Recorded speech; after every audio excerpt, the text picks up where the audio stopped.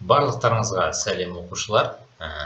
Lesson 55, 55 сабағымызға келіп жеттік. Біз алдыңғы сабақтарымызда there is, there are деген сөз тіркесін өткен болатынбыз. There is, there are деген бар, тұр, жатыр. Бір жерде бір нәрсе бар болатын болса, онда there is, there are деп үйренген болатынбыз. Енді осының өткен шағы балалар, there was, егер бір зат болатын болса, бір зат бар болған болатын болса, there was деп айтамыз.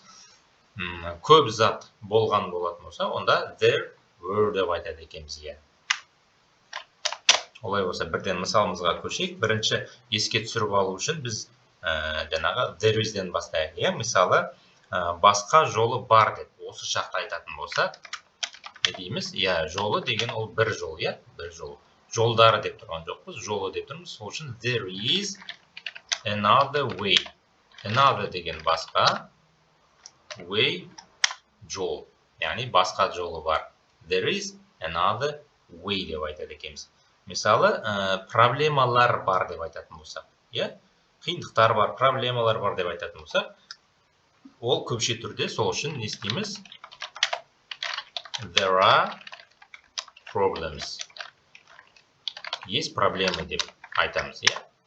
Сұраулысы осы is бен a алдына шығады. Is the another way? Басқа жолы бар ма деп сұрайтын болсақ. Are the problems? Есть проблемы, проблемалар бар ма деп сұрайтын болсақ, алдына шығарамыз.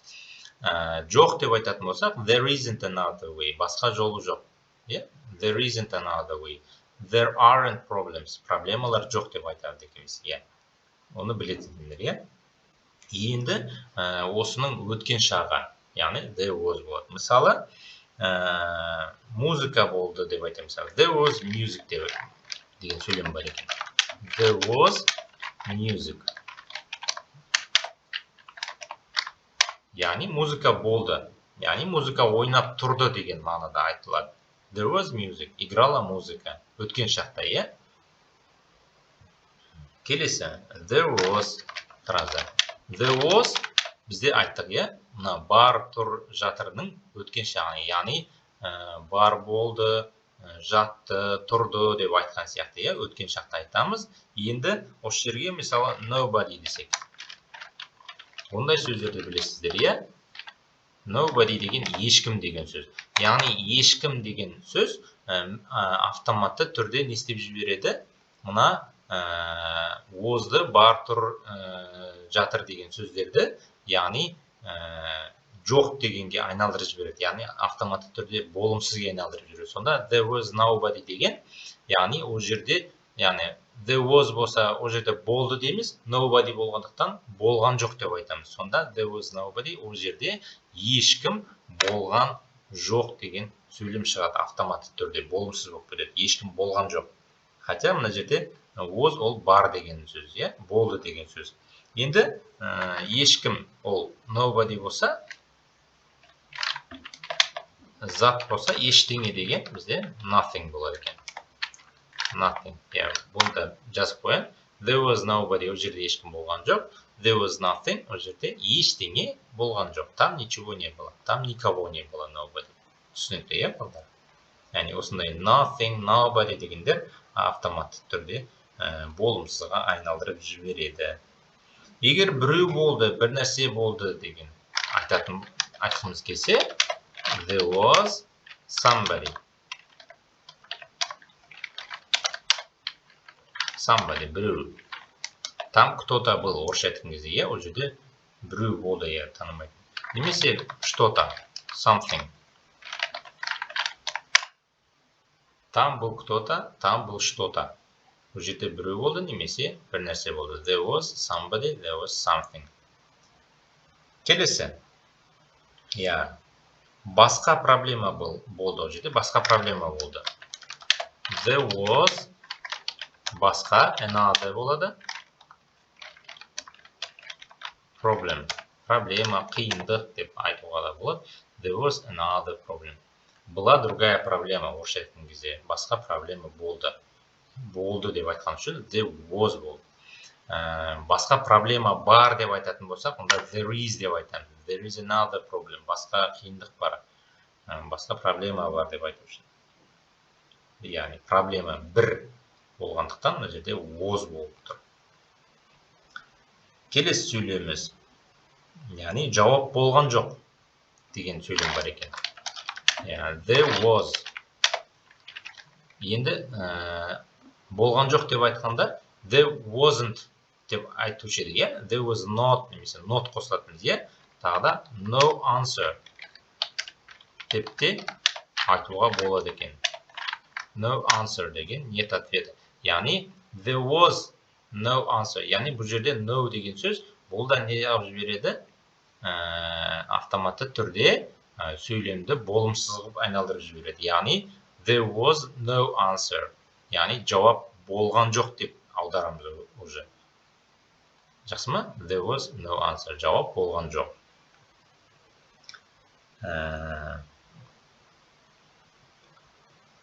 There was a fight дейді. Бұл не деген сөз?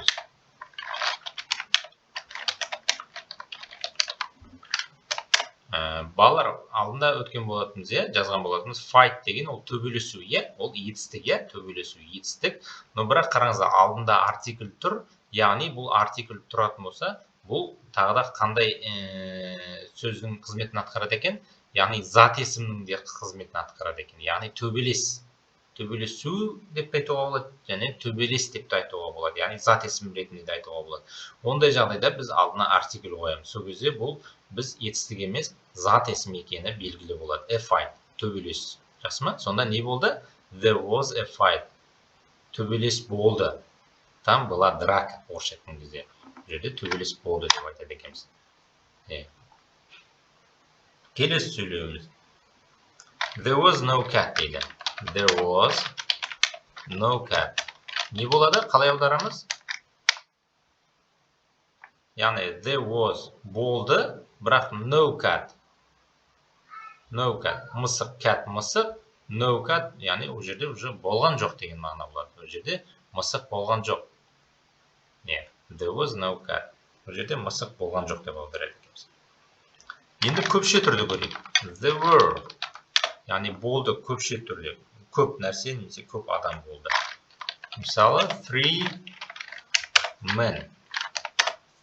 Яғни ол жерде 3 жігіт болды. Men білесіздер, бұл көпше түрде men болады. Жекеше түрі жігіт бір, ол men болады. Men, A арқылы жазылады, бұл жекеше түрі. Ондай бір жігіт болды деп айтатын болсақ, there was деп айтамыз. Уже бір адам, there was a man деп айтады екенбіз. Бірақ көпше түрде мынау жігіттер деген осылай жазылады екен. Өзінің исключениясы бар, жақсы ма? Тура солай, woman бір әйел, women көп әйелдер. There were 3 men болады. Сол кезде бұл жерде 3 жігіт болды, 3 жігіттер болды деген сияқты. Келесі сөйлеміміз. There were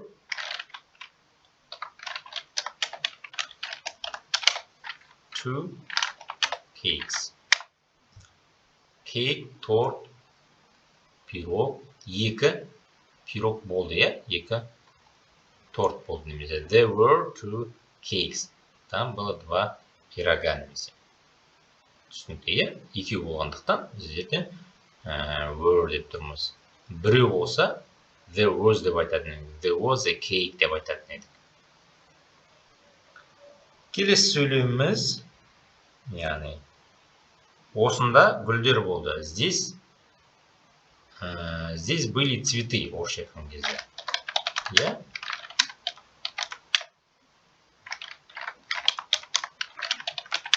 Көпше түр, гүлдер деп көпше түр айтқан үшін there were деп айтатын. Осында here. There were flowers here. Бұл жерде гүлдер болды.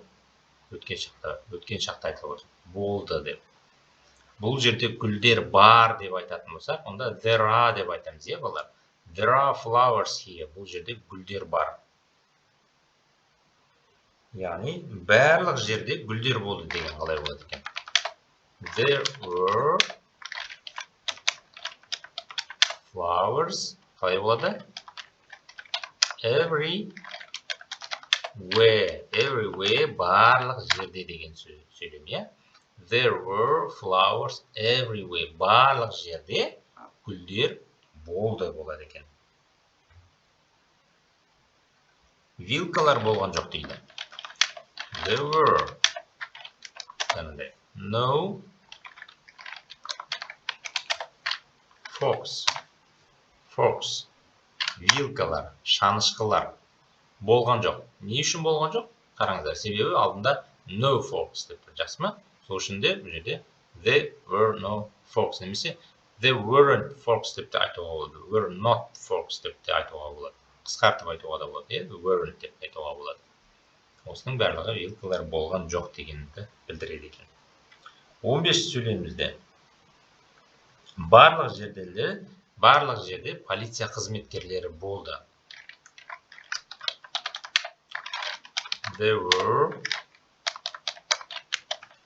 policemen. Қараңыздар, полис егер бүйтетін болсам, онда бір полиция қызметкері болады. Policemen, себебі мен деген ол бір ер адам. Онда мына жер was болу керек. Себебі бізде болды деп бір полицейский қызметкер жайлы айтып отырмыз. Мына жерде were болғандықтан, бұл жерде енді were деген ол көпше түрге келеді ғой. Сол үшін де мына жерде де полиция қызметкерлері дегенде де көпше түрде айту керек. There were policemen болады, жақсы ма? There were policemen. Барлық жерде everywhere болады. There were policemen everywhere болады. Енді сұраулы сөйлемін айтып көрейік, Сұраулы сөйлем болған кезде бізде was were алдына шығады екен. Was there болды ма? Was there болды ма? Enough money.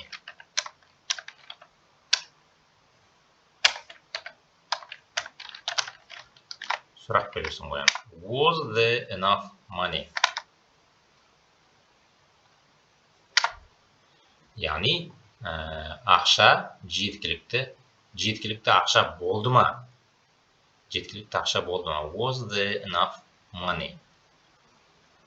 Enough деген балалар жеткілікті, достаточно орысша айтқан кезде. Көпше түрде were there any деген балалар сұраулы сөйлемде келген кезде any деген қандай да бір деген сөз. Какая-то, қандай да бір. Were there any problems? Көпше түрде айтып отырмыз, сол үшін problems. Were there any problems? Қандай да бір қиындықтар болды ма? Қандай да бір проблемалар болды ма деген сұрақ, Were there. Нақты сұрақ қоятын болсақ, есімдігіміз белгісіз болған кезде, Есімдігіміз белгісіз болған кезде, who was? Кім болды? There. Who was there? Кто был там? Кім болды? Бұл жерде. Келесі. Who else was there? Else деген сөзі қойылатын болса, онда тағы кім болды бұл жерде? Else. Еще кто там был? Түсінікті, Who else was there? Тағы кім болды бұл жерде деген сөйлем болады екен.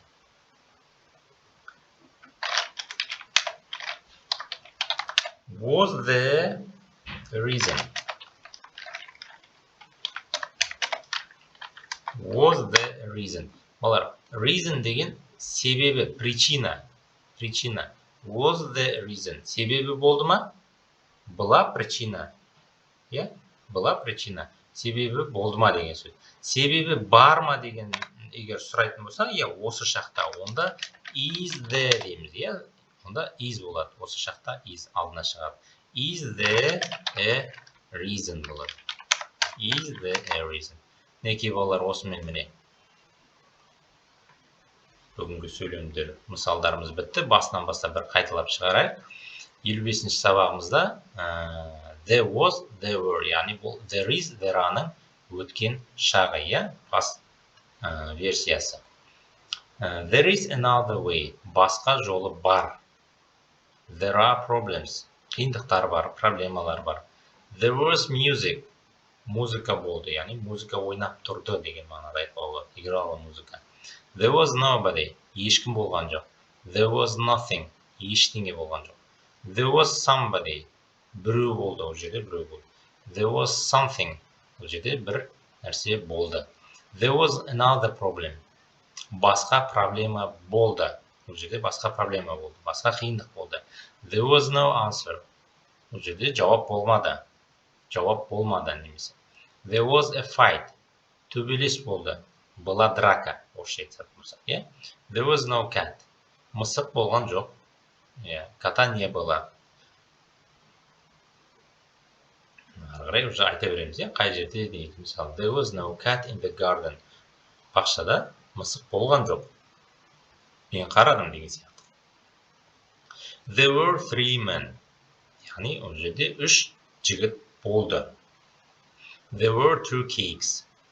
2 торт болды. There were flowers here. Гүлдері осында, бұл жерде гүлдері болды. There were flowers everywhere. Барлық жерде гүлдер болды. There were no fox. Вилкалар болған жоқ, шанышқылар болған жоқ. There were policemen everywhere. Барлық жерде полиция қызметкерлері болды, көпше түрде. Was there enough money? Жеткілікті ақша болды ма? Were there any problems? Қандай да бір проблемалар болды ма? Қандай да бір қиындықтар болды ма деген сұрақ. Who was there? Кім болды бұл жерде? Кто был там? Who else was there? Тағы кім болды бұл жерде? Was there a reason? Себебі болды ма? Была причина. Is there a reason? Себебі бар ма?